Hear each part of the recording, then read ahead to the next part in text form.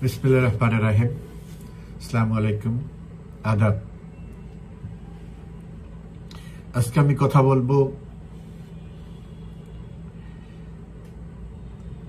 মহামান্য রাষ্ট্রপতির ছবি এবং তার অপসারণ নিয়ে গুঞ্জন এবং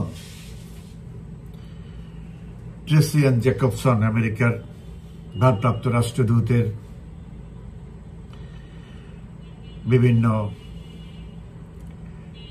সন্দেহজনক দৌড়ঝাঁপ নিয়ে প্রথমেই আমি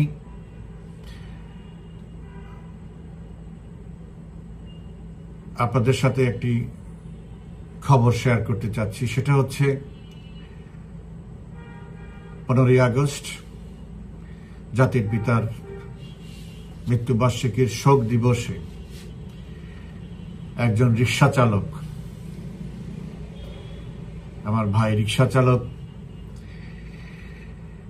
জাতির পিতার প্রতি শ্রদ্ধা নিবেদনের জন্য তার কষ্টার্জিত 400 টাকা দিয়ে ফুল কিনেছিলেন, ফুলের তোড়া কিনেছিলেন। এটা ছিল তার অপরাধ। আজকের এই স্বৈরাচারের যুগে, ইতিহাসের নিষ্ঠুরতম স্বৈরাচার ডেভিল ইনুসের সময়ে আমার সেই ভাই রিক্সা চালক ভাই আজিজুরকে বিএনপির গুন্ডারা, বিএনপির সন্ত্রাসীরা 32 নম্বরে বেদম প্রহার করেছে। তারপর পুলিশ তাকে গ্রেপ্তার করে নিয়ে গেছে। তারপর তাকে হত্যা চেষ্টা মামলায় আদালতে সোপর্দ করেছে। আদালতও এক কাঠি এগিয়ে জামিন নামঞ্জুর করে তাকে কারাগারে পাঠিয়েছে। এই ঘটনায় শুধু বাংলাদেশ না, সারা বিশ্বে যে নিন্দার ঝড় উঠেছে, সেখান থেকে বাঁচার জন্য আজকে সেই আজিজুরকে জামিন দিতে বাধ্য হয়েছে। আরেকটি মজার ঘটনা হচ্ছে, আজিজুরকে কেন গ্রেপ্তার করা হয়েছে এটার জন্য ধানমন্ডি থানার ওসিকে শোকজ করা হয়েছে। এখন ধানমন্ডি থানার ওসিকে বলির পাঠা করা হবে। কারণ 15ই আগস্টেই তাকে সাংবাদিকরা জিজ্ঞেস করেছিল যে আপনারা কেন এই যে যারা ফুল দিতে আসে তাদেরকে মারধর করতেছেন, গ্রেপ্তার করতেছেন। তখন স্পষ্টভাবে ওসি ধানমন্ডি বলেছে,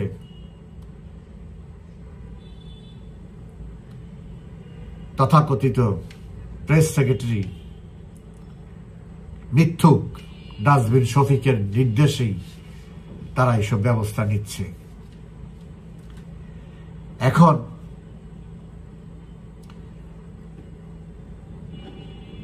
আইন শৃঙ্খলা যে সমস্ত তৎপরতা ছিল, এগুলো সবই ওই ডাস্টবিন শফিকের মাধ্যমে ডেভিল ইনুস এটা করিয়েছে।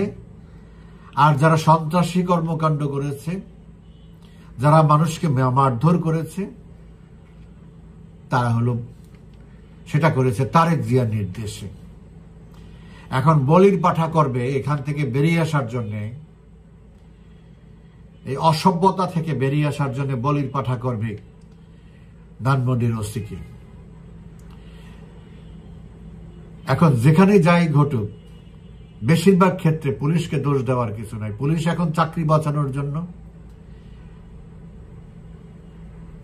তাদের পানিশমেন্ট বাঁচানোর জন্য, পানিশমেন্ট থেকে রক্ষা পাওয়ার জন্য তারা এখন অনেক কিছু হুকুমে করতে হচ্ছে, কিছু উপায় নাই তাদের। আবার কিছু পুলিশ আছে, কিছু কর্মকর্তা আছে যারা অতিরঞ্জিত করতেছে। সবকিছুই নোট হচ্ছে, কারা অতিরিক্ত করতেছে, সীমার বাইরে করতেছে, কারা বাধ্য হয়ে করতেছে, সবই আমরা বুঝি। যাই হোক, আজিজুর মুক্তি পেয়েছে, এটা একটা অত্যন্ত খুশির খবর। কিন্তু এই আজিজুরকে জামিন দেওয়া হয়েছে। তার মানে তাকে মাসে মাসে কোর্টে হাজিরা দিতে হবে। একবার হাজিরা দিতে 2-3 হাজার টাকা খরচ হয়। একটা রিক্সা চালক সেই টাকাটা কোথায় পাবে? এই গত 2-3 দিনে যা ঘটেছে তার জন্য আমাদের তরুণ সমাজ সামাজিকভাবে তারা আজিজুরের সহযোগিতা এগিয়ে এসেছে। আমি তাদের কাছেও আন্তরিক কৃতজ্ঞতা জানাচ্ছি এবং তাদেরকে ধন্যবাদ জানাচ্ছি যে মানবিক সাহায্য নিয়ে তারা এগিয়ে এসছে এবং ভবিষ্যতে এই যে কোর্ট কাছারি করতে হবে সে তখনও যেন এই সাহসী তরুণ আজিজুরকে যথাযথ সহযোগিতা দেওয়া হয়, সেই অনুরোধ থাকলো। আপনারা জানেন একটি খবর ছড়িয়েছে যে বিশ্বের বিভিন্ন দেশে দূতাবাস থেকে মহামান্য রাষ্ট্রপতির ছবি নামানোর নির্দেশ দিয়েছে পররাষ্ট্র মন্ত্রণালয় থেকে, এবং এটা আরেক ধাপ এগিয়ে অনেকেই আবার বলার চেষ্টা করছে এটা রাষ্ট্রপতিকে অপসারণ করার প্রাথমিক পদক্ষেপ। এ ব্যাপারে আমার বক্তব্য হচ্ছে, রাষ্ট্রপতির, প্রধানমন্ত্রী এবং রাষ্ট্রপতির ছবি, এই দুইটা ছবি এবং বঙ্গবন্ধু জাতির পিতার ছবি, বাংলাদেশে তো রাষ্ট্রপতির ছবি থাকে না, বিদেশি দূতাবাসে থাকে। বাংলাদেশে থাকে জাতির পিতার ছবি এবং প্রধানমন্ত্রীর ছবি, আর বিদেশি দূতাবাসে থাকে মহামান্য রাষ্ট্রপতির ছবি, বঙ্গবন্ধুর ছবি, জাতির পিতার ছবি, সাংবিধানিকভাবে এটা বলা আছে, আর সরকার প্রধানমন্ত্রীর ছবি। ইউনূস আরো কয়েক মাস আগেই প্রথম এটা একটা সিদ্ধান্ত নিয়েছে, কারো ছবি অফিস আদালতে থাকবে না। কারণ নির্দিষ্ট করে বলে নাই যে রাষ্ট্রপতি, জাতির পিতা বা প্রধানমন্ত্রী, সে বলছে যে আমার ছবি লাগানোর দরকার নাই এবং কারো ছবি থাকবে না। তার মানে হইল যে নিজে ভালো মানুষই দেখে সবার ছবিগুলি নামায় ফেলার একটা চক্রান্ত। তো অনেকের ছবি নাম, এটা কোনো বিজ্ঞপ্তি দিয়ে করা হয় নাই বা এটা কোনো প্রজ্ঞাপন জারি করে করা হয় না, এটা কোনো সরকারি নির্দেশনাও না, কিন্তু অনেকেই ছবি নামিয়েছে, অনেকেই আবার নামায় নাই, দেশেও না বিদেশেও না। এখন হঠাৎ করে কেন রাষ্ট্রপতির ছবি নামানোর হিড়িক পড়ল? দেখেন, ইউনূস হলো একটা বদমাইশ টাইপের লোক, একটা স্বার্থপরের টাইপের লোক, একটা হিংসুট লোক।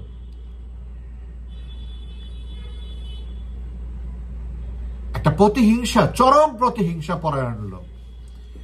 মালয়েশিয়ার দূতাবাসে, মালয়েশিয়া কয়েকদিন আগে ভিজিটে গেছে, মালয়েশিয়ার দূতাবাসে তাকে নৈশভোজের দাওয়াত করেছে। সেখানে সেই এমবেসিতে, হাই কমিশনে গিয়ে সে দেখে সেখানে রাষ্ট্রপতির ছবি আছে। সে তখন অসন্তোষ প্রকাশ করছে, সাথে সাথে এই ছবি নামিয়ে ফেলছে। যে থাকা অবস্থায় তখন এমবেসি থেকে, হাই কমিশন থেকে ছবি নামিয়ে ফেলা হয়েছে। তারপরে পররাষ্ট্র মন্ত্রণালয় থেকে মৌখিক কোন চিঠি, কোন প্রমাণ রাখে নাই যে রাষ্ট্রপতির ছবি নামাতে হয়েছে, বলা হয়েছে, মৌখিকভাবে বলা হয়েছে যারা যারা এখনো নামায় নাই 2-4টা জায়গায়, সেই সমস্ত জায়গা থেকে ছবি নামিয়ে ফেলা হয়েছে। এই হলো মূল ঘটনা। এখানে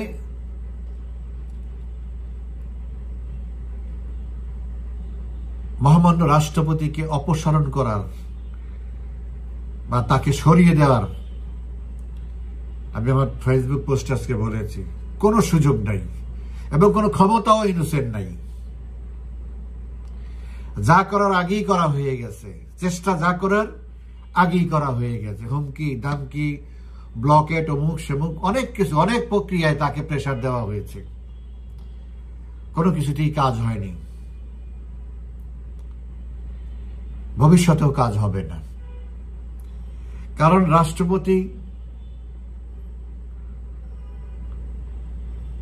কিভাবে অপসারিত হবে সেটা সংবিধানে স্পষ্ট করে বলা আছে। একমাত্র সংসদ, নির্বাচিত সংসদ 2/3 মেজরিটি ছাড়া রাষ্ট্রপতিকে অপসারণ করার কোনো সুযোগ নেই। এবং রাষ্ট্রপতি যদি চলেও যায়, এখন নতুন রাষ্ট্রপতি নির্বাচন করারও কোনো সুযোগ নাই। তাইলে আবার আওয়ামী লীগের ওই সংসদ সদস্যদেরকে সংসদে অধিবেশন ডাকতে হবে। প্রধান বিচারপতিরও কোনো সুযোগ নেই, আইন আদালতের এখানে কোনো সুযোগ নেই, সংবিধান তাদেরকে সেই ক্ষমতা দেয় নাই। রাষ্ট্রপতি যদি পদত্যাগ করে, তাইলে শামসুল হক টুকু, ডেপুটি স্পিকার, যিনি এখন জেলে আছেন, তাকে বের করে এনে রাষ্ট্রপতি বানাতে হবে। অনলি অপশন, আর কোনো অপশন নাই। যে কোনো মানুষ, যে কোনো, আমি তো মারা যেতে পারি, আল্লাহ না করুক রাষ্ট্রপতি কোনো না কোনো একটা দুর্ঘটনা ঘটলো তার ব্যক্তিগত পর্যায়ে, তো সেই ক্ষেত্রে যদি সে অক্ষম হয়, সে অনুপস্থিত হয়, তখন সাংবিধানিকভাবে স্পিকার, যেহেতু স্পিকার পদত্যাগ করেছেন, ডেপুটি স্পিকার, সেটা এখন ডেপুটি স্পিকারে আছেন, সে জেলে থাকুক আর যেখানেই থাকুক, তো তাকে উপস্থিত করতে হবে রাষ্ট্রপতির পদ পূরণ করার জন্য। ওই ঘুরে ফিরে একই কথা, মানে ওই আওয়ামী লীগই। অতএব ওই জোর জুলুম করে সেগুলির রাস্তা বন্ধ বহুত আগে হয়ে গেছে। রাষ্ট্রপতিকে অপসারণ করা মানে হলো, হ্যাঁ, একজন ব্যক্তি আছে যিনি বললে রাষ্ট্রপতি স্বেচ্ছায় পদত্যাগ করে চলে যাবেন, সেটা হলো সেনাবাহিনীর প্রধান। আর সেনাবাহিনীর প্রধান, ঝুঁকিতে সেনাবাহিনীর প্রধান একা না, সেখানে আরো 2 জন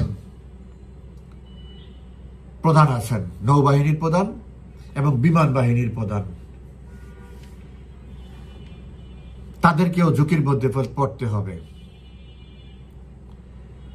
সো সেনাবাহিনীর প্রধান বা সশস্ত্র বাহিনী, স্পেশালি সেনাবাহিনীর প্রধান, সাংবিধানিক দায়িত্ব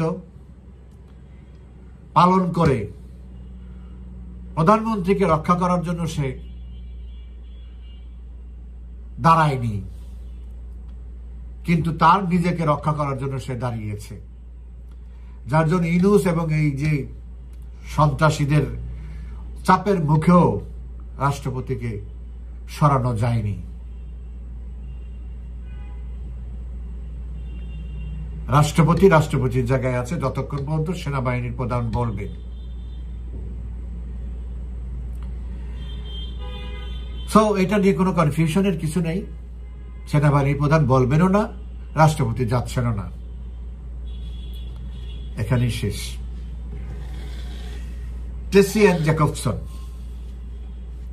আমেরিকার ভারপ্রাপ্ত রাষ্ট্রদূত, এর আগে রাষ্ট্রদূত ছিল পিটার হাস, যিনি তার 2.5 বছরের অধিক সময় এখানে থেকে বহু চেষ্টা করেছে তার আগেই 5ই আগস্ট ঘটানোর জন্য, কিন্তু 5ই আগস্ট ঘটানোর জন্য ফিল্ডের সবচেয়ে বড় ভূমিকা যিনি নিয়েছেন, আমেরিকার বিশ্বস্ত ডিপ স্টেটের পক্ষে, তিনি পিটার হাস। তবে উনি সব আয়োজন শেষ করে তারপরে হঠাৎ করে বাংলাদেশ থেকে চলে গেছেন, কারণ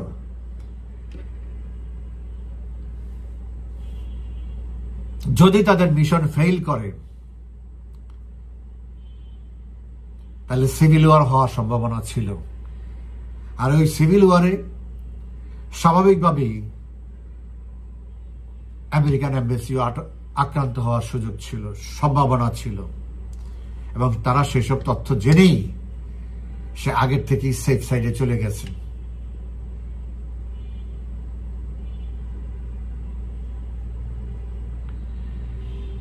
তো এখন সেই চ্যাপ্টার শেষ।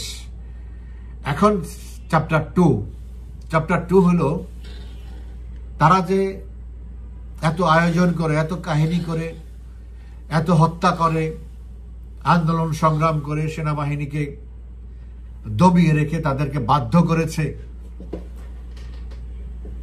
আওয়ামী লীগ তথা শেখ হাসিনা সরকারকে উৎখাত করার জন্য এখন পরিস্থিতি এমন এসে দাঁড়িয়েছে, যাকে তারা শক করে অনেক আশা করে বসিয়েছেন, তিনি সর্ব জায়গায় ব্যর্থতার পরিচয় দিয়েছেন, অযোগ্যতার পরিচয় দিয়েছেন, অদক্ষতার পরিচয় দিয়েছেন এবং তাদের কাছে একটা ওয়ার্থলেস মানুষ হিসাবে চিহ্নিত হয়েছে।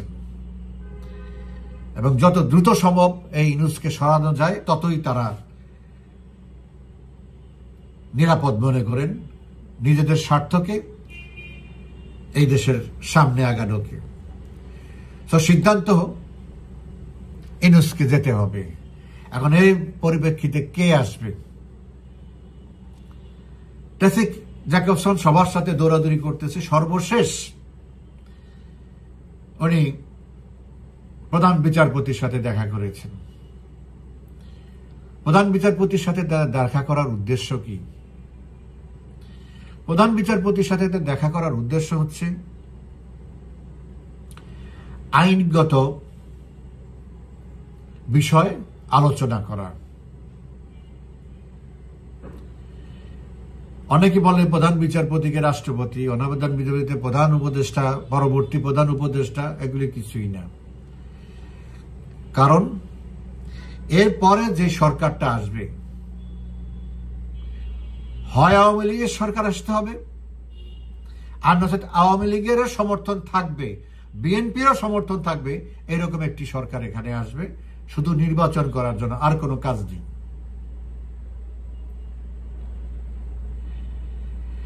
এখন সাংবিধানিকভাবে তত্ত্বাবধায়ক সরকার বা অনন্তর্বর্তীকালীন সরকার, এই জাতীয় জালিয়াতি, এটা তো সবাই জানে এখন, যে সিগনেচার জাল করে ভুল তথ্য দিয়ে কোনো কোর্টে পাঠানো হয় না, কিন্তু বলা হয়েছে অ্যাপিলেট ডিভিশনের সিদ্ধান্ত, জাস্টিসরা এই রায় দিয়েছে, এই সিদ্ধান্ত দিয়েছে, মতামত দিয়েছে, একটা উপদেষ্টা পরিষদ করে অ্যাডহক ভিত্তিতে দেশ পরিচালনা করা এবং নির্বাচন করা। সেটাও করে নাই, কিন্তু কাজটাও করছে জালিয়াতি করে, যে উদ্দেশ্যে বলা হয়েছে সেটাও করে নাই। তো এখন যেহেতু এটার কোনো সুযোগ নাই, এটা আমার একটা ধারণা যে প্রধান বিচারপতিকে কাছে জানতে চাওয়া, বলা, অনুরোধ করা, জানতে চাওয়া এবং অনুরোধ করা। জানতে চাওয়া হইল যে কোন রকমের কোনো অপশন আছে কিনা, না। তাহলে অনুরোধ কি? আপিল বিভাগে শুনানির জন্য অপেক্ষায় আছে তত্ত্বাবধায়ক সরকার ব্যবস্থা, থাকবে কি থাকবে না, সংবিধানে থাকবে কি থাকবে না, হাইকোর্ট ইতিমধ্যে রায় দিয়েছে। কিন্তু আপিল বিভাগ চাইলেও তত্ত্বাবধায়ক ফিরানো যাবে না, ওটা সংসদের দ্বারা রেটিফাই করতে হবে আবার। এখন ওই তত্ত্বাবধায়ক সরকার রায়টা যদি হয় আপিল বিভাগ থেকে, তাহলে একটা বেসিস দাঁড়ালো। এই বেসিসে উভয় দল, আওয়ামী লীগ এবং বিএনপি, যদি এগ্রি করে যে ঠিক আছে, নির্বাচনের পরে আমরা উভয় পক্ষ এই তত্ত্বাবধায়ক সরকারকে ফিরিয়ে আনবো, সেটার উদ্যোগী হোক, যেটা হয়েছিল জাস্টিস শাহাবুদ্দিন সাহেবের সময়। তখন এই ক্রাইসিস হয়েছিল যে অন্তর্বর্তীকালীন বা তত্ত্বাবধায়ক সরকারের কোনো সুযোগ নাই, কিন্তু সংবিধানে নাই। তাইলে এটা উপায় কি? তখন উপায় বের করা হয়েছে যে জাস্টিস শাহাবুদ্দিন সাহেবকে, এরা তিনজোটের মনোনীত, তাকে, মওদুদ আহমেদ ছিল তখন উপরাষ্ট্রপতি, তাকে পদত্যাগ করিয়ে জাস্টিস শাহাবুদ্দিন সাহেবকে উপরাষ্ট্রপতি হিসাবে জেনারেল এরশাদ নিয়োগ দিয়েছে। তারপর উপরাষ্ট্রপতির কাছে জেনারেল এরশাদ পদত্যাগ করেছে। তখন সে অস্থায়ী রাষ্ট্রপতি, ভারপ্রাপ্ত রাষ্ট্রপতি হিসাবে ওখানে দায়িত্ব গ্রহণ করেছে। কিন্তু সেখানে শর্ত ছিল যে জাস্টিস শাহাবুদ্দিন সাহেবকে আবার প্রধান বিচারপতি হিসাবে ফেরত দেওয়ার সুযোগ করতে হবে এবং এটার জন্য একটা সংশোধন, কনস্টিটিউশনাল অ্যামেন্ডমেন্ট আনতে হবে। একজন ব্যক্তির চাহিদার কারণে আমাদের একটা অ্যামেন্ডমেন্ট হয়েছে, সেটা 11th অ্যামেন্ডমেন্ট।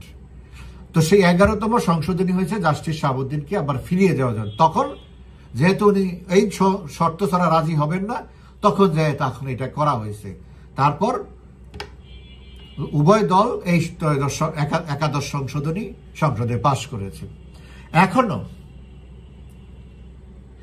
এই ইউনূসের অ্যাবসেন্সে কি হবে সেই জিনিসটাই ট্রেসি জ্যাকবসন অর্গানাইজ করতেছে।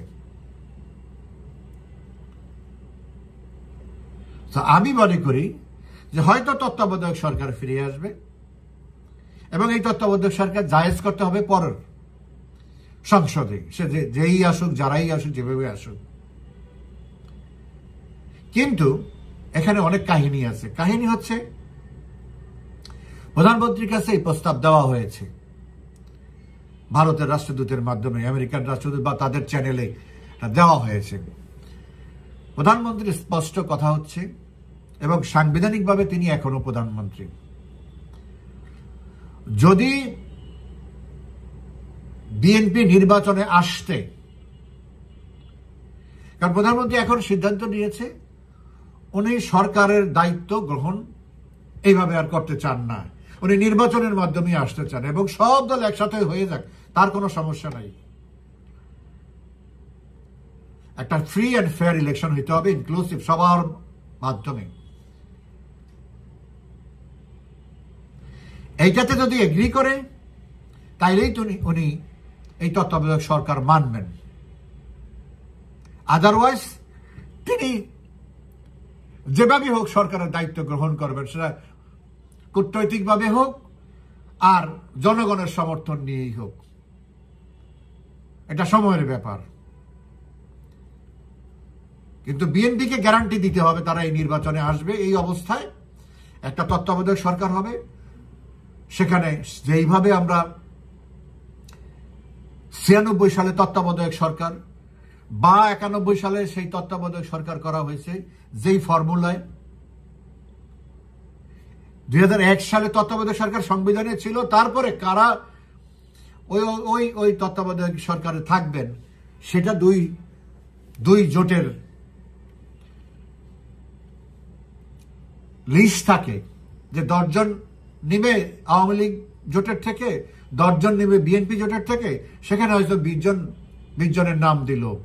সেখান থেকে প্রধান উপদেষ্টা যা এই 20 জনের মধ্যে থেকে, ওই 20 জনের 40 জনের মধ্যে থেকে 20 জন বা 22 জন বেছে নেবেন। এই ফর্মুলাই 91, 96, 2001 চলে আসছে। এখন সেই যদি ফর্মুলা ঠিক থাকে, বিএনপি যদি নিশ্চিত করে, তাইলেই শুধু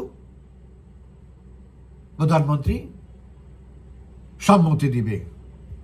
বিফোর দ্যাট যত মামলা হয়েছে সমস্ত মামলা ফ্রিজ করতে হবে। প্রধানমন্ত্রী চায় না মামলা প্রত্যাহার করা হোক, মামলার মতো থাকবে, মামলার ট্রায়ালে থাকবে, কোনো সমস্যা নেই। মামলা স্থগিত থাকতে হবে, সরকার, নতুন সরকার, কারণ এই মামলাগুলো হয়েছে ব্যক্তিগতভাবে ইউনূসের প্রতিহিংসার কারণে। সো ইউনূস ক্ষমতায় থেকে মামলা চলবে, বা ইউনূস চলে গেলে এই মামলার একটা ফয়সালা আদালতেই করতে হবে, আদালত দ্বারা এই মামলার ফয়সালা হবে, সেটা নির্বাচনের পরে। যে সমস্ত সরকারি কর্মচারী, কর্মকর্তা, কর্মচারীদেরকে চাকরিচ্যুত করা হয়েছে তাদেরকে পুনর্বহাল করতে হবে। অন্যায়ভাবে গায়ের জোরে তাদেরকে চাকরিচ্যুত করা হয়েছে, তাদেরকে পুনর্ব্যবস্থা করা হবে। জেলখানায় রাজনৈতিকভাবে তাদেরকে গ্রেপ্তার করা হয়েছে, তাদেরকে সবাইকে মুক্তি দিতে হবে।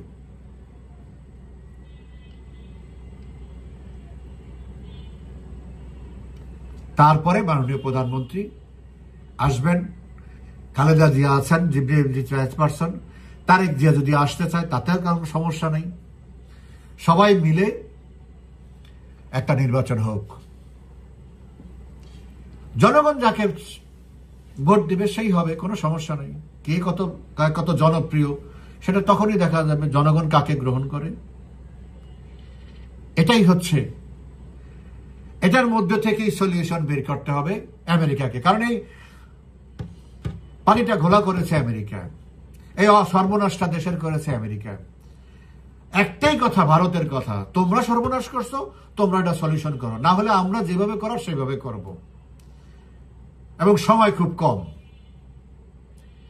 তার জন্য আমেরিকার এখন মাথা ব্যথা হয়ে গেছে। কিছুটা হলেও তাদের স্বার্থ রেখে তারা যেন একটা অ্যামিকেবল সেটেলমেন্ট করতে পারে,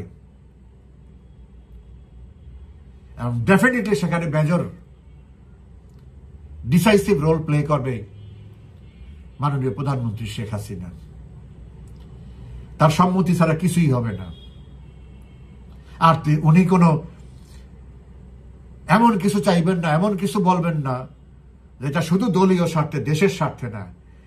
দেশের স্বার্থে সে অনেক কিছু স্যাক্রিফাইস অতীতে করেছে, এখনো করবে। দেশের এবং দেশের মানুষের স্বার্থে, দেশের ভবিষ্যতের স্বার্থে অনেক কিছু স্যাক্রিফাইস সে করতে প্রস্তুত আছে। সো এখন টেসি এন্ড জ্যাকবসন সেই কাজটাই করার চেষ্টা করতেছে। এটা হইলেও ভালো, না হইলে কি ব্যবস্থা নেওয়া আছে সেটাও ব্যবস্থা নেওয়া আছে, সেইভাবে ব্যবস্থা নেবে। ভোট একটা হবে, অবশ্যই সেটা হয় প্রধানমন্ত্রী শেখ হাসিনার অধীনে হবে, আর নচেত মুক্ত শেখ হাসিনা, মুক্ত আওয়ামী লীগ, মুক্ত এই দেশের মানুষ, প্রভাবমুক্ত, প্রশাসনিক প্রভাবমুক্ত, সমস্ত লেভেল প্লেইং ফিল্ড যেভাবে থাকে, ইনক্লুসিভ নির্বাচন যেভাবে 2008 সালে প্রভাবমুক্ত নির্বাচন হয়েছে, ঠিক সেইভাবে। এখন দেখা যাক আমেরিকান রাষ্ট্রদূত কতটুকু সফল হয়। আওয়ামী লীগের থেকে, প্রধানমন্ত্রী শেখ হাসিনার থেকে সহযোগিতার কোনো কমতি নেই। দেশের স্বার্থে, দেশের জনগণের স্বার্থে, দেশের ভবিষ্যতের স্বার্থে উনি ত্যাগ অতীতে করেছে, ভবিষ্যতেও করবেন। ভালো থাকবেন, ধন্যবাদ।